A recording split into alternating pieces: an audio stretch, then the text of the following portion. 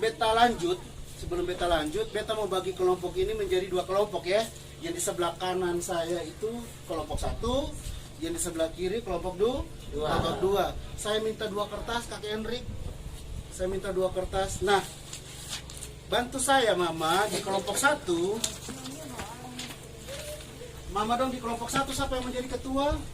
Ibu Jenny. Nanti sama menjadi ketua. Pegang dulu kertasnya, ini spidolnya. Saya kombinasi deko. Instruksinya belum ya? Oke, yang di sini yang ketua siapa? Mama Silvina. Yang mana Mama Silvina? Iya. Mama ini kertas. Nanti saling diskusi. Nah, kelompok 1, Mama mereka silakan berdiskusi. Coba menemukan upaya, tidak apa-apa Bapak. Upaya atau langkah-langkah yang perlu dilakukan oleh keluarga dan lingkungan agar anak tidak stunting. Ya. Keluarga buat apa, lingkungan buat apa, agar ketompo anak ini sudah stunting. Sampai sini paham? Agar anak tidak stunting. Nah, untuk di kelompoknya 2, menemukan upaya kalau misalnya di dalam ketompo lingkungan ini sudah ada anak yang stunting, kita harus bikin apa sendia. Sampai sini paham kok? Begitu. Kalau kelompok 1 ini adalah bagaimana supaya anak sonet terjadi stunting. Artinya masalah mencegah supaya masalah stunting jangan ada. Kalau kelompok 2 itu lebih kepada kalau misalnya masalahnya ada nih. Ini anak stunting ada nih. Nah, bagaimana keluarga dan lingkungan untuk dia tangani ini anak stunting. Sudah bisa paham kok? Oke, saya beli waktu cuma 2 menit untuk diskusi. Tulis, silakan. Itu. Kita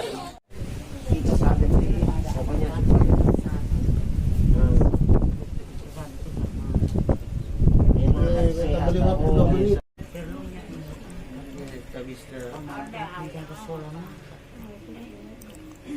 Minta perwakilan dari kelompok 1 untuk Saya hari kelompok 1. presentasi Naik berdiri mempertanggungjawabkan apa yang sudah didiskusikan bersama. Iya. Ya, tugas kami untuk menyampaikan informasi. Kelompok 2 sudah cukup, oke cukup. Kelompok 1 Salah benar itu apa yang mesti salah yang tadi kita mau omong dulu. Iya. Ya, kami persilakan kelompok 1. Iya. Siap. Maju. Terima kasih atas kesempatan yang diberikan kepada kami sebagai anggota dari kelompok 1 yang dimana pertanyaan yang akan yang dimana pertanyaan yang akan dijawab oleh kami peserta kelompok 1 yaitu upaya yang perlu dilakukan oleh keluarga dan lingkungan agar anak tidak stunting. Upaya yang pertama itu menjaga kebersihan, yang kedua memberi makanan yang bergizi, yang ketiga imunisasi lengkap, yang keempat pola makan teratur, dan yang kelima itu makanan bergizi seperti nasi, sayur-sayuran, ikan, telur, tempe, tahu, daging, dan susu. Silakan duduk Ibu Ketua. Nah, sekarang kita ke kelompok 2.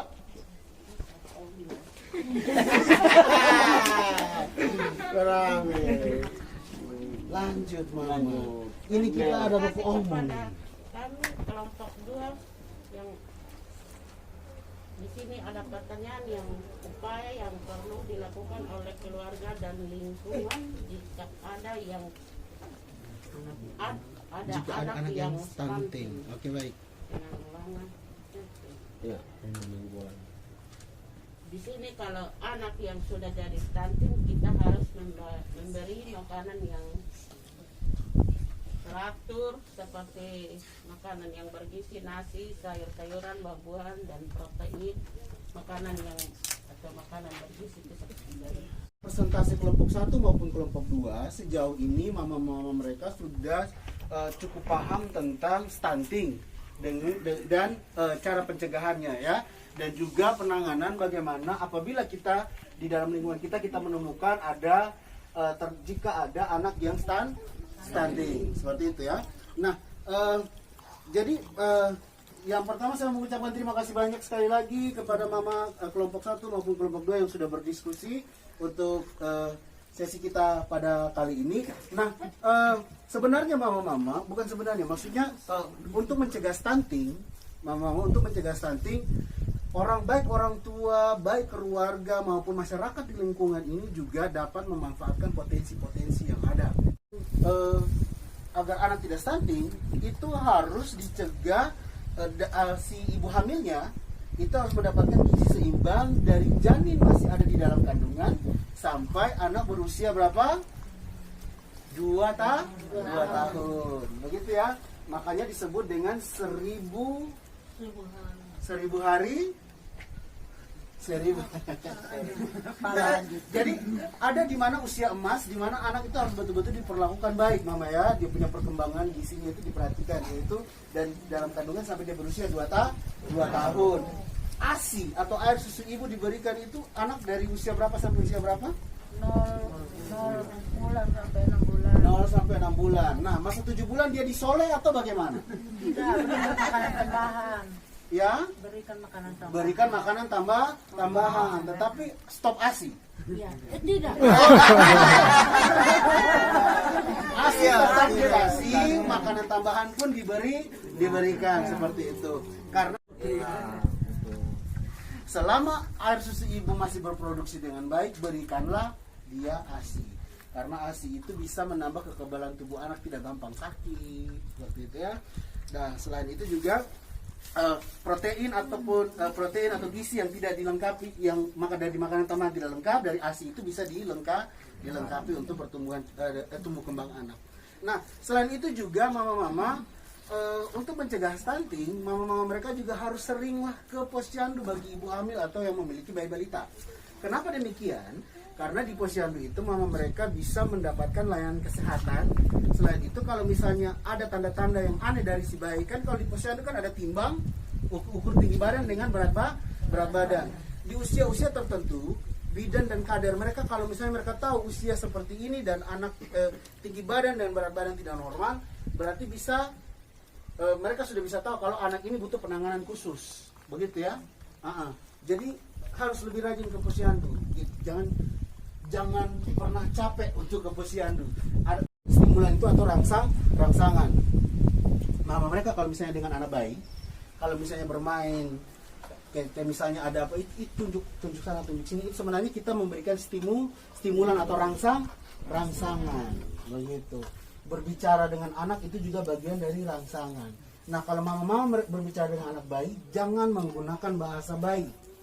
Pakailah bahasa Indonesia yang baik dan benar. Karena apa? Karena anak-anak mereka itu kan mereka punya tingkat merekamnya lebih kuat.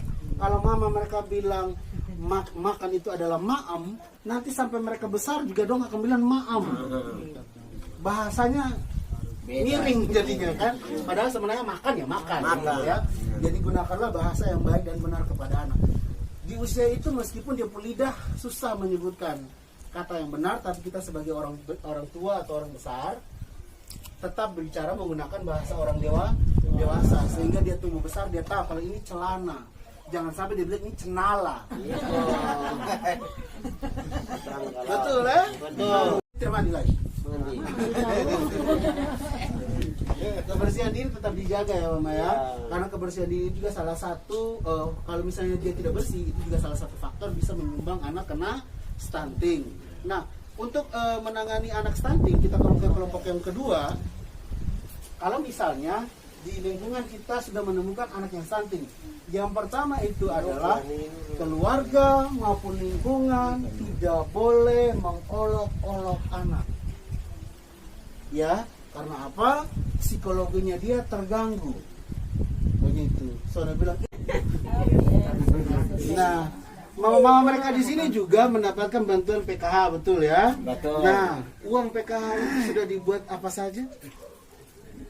Beli pinang rokok moke, Jadi kasih anak-anak buku, sepatu, Bayar apalagi sekolah. bayar uang sekolah. Tapi apakah uang bantuan itu dipakai untuk beri makanan bergizi untuk anak makan di rumah atau tidak? Ada juga ya. Oke. Jadi pemerintah melalui Kementerian Sosial melalui program Keluarga Harapan ini memberikan bantuan kepada masyarakat agar masyarakat sudah bisa memenuhi kebutuhan gizi di dalam rumah tangga, sehingga kita bisa sama-sama untuk mencegah stunting. Hamil bayi baru lahir sampai usia 6 tahun itu harus dipantau pertumbuhan dan perkembangannya di layanan posyandu. Jadi harus rajin-rajinlah ke posyandu. Selain itu mama-mama, jangan lupa untuk selalu mencuci tangan pakai sabun. Baik sebelum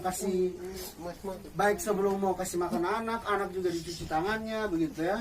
Atau jangan-jangan kita baru pulang kerja keringat-keringat, anak langsung susu, buka langsung kasih. Kebersihan, ya, begitu. Anak punya makanan satu-satunya itu kan dari permisi dari air susu ibu. Nah kalau badan kita kotor, di mulut kena penyakit masuk, anak sakit, kita yang repot lagi. Kesehatan, buang air besar di hutan. Oh WC.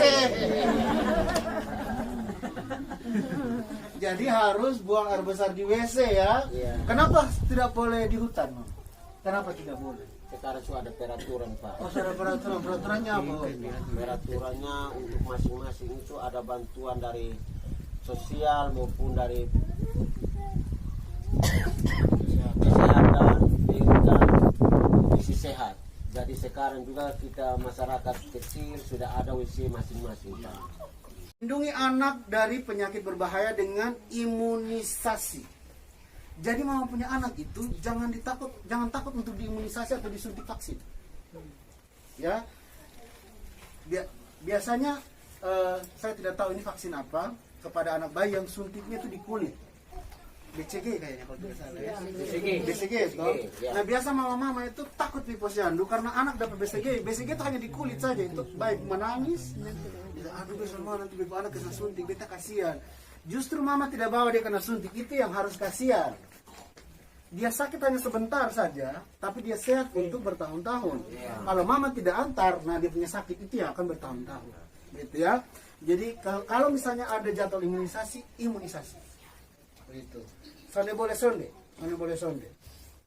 Pemberian stimulan pada janin bayi baru lahir sampai usia 6 tahun. Stimulan atau rangsangan harus diberikan. Mama seperti itu. Sampai di sini sudah jelas? Sudah jelas. Ada pertanyaan? Pas? Oke, baik. Nah, kalau sudah pas, terima kasih banyak untuk sesi saya terkait dengan pencegahan stunting, tentang upaya yang perlu kita lakukan bagaimana untuk mencegah stunting dan upaya yang kita lakukan agar bagaimana jika kita menemukan anak yang stunting. Seperti itu Mama ya. Sekali lagi saya minta terima kasih banyak. Saya mohon diri, mohon pamit. Selamat malam dan salam.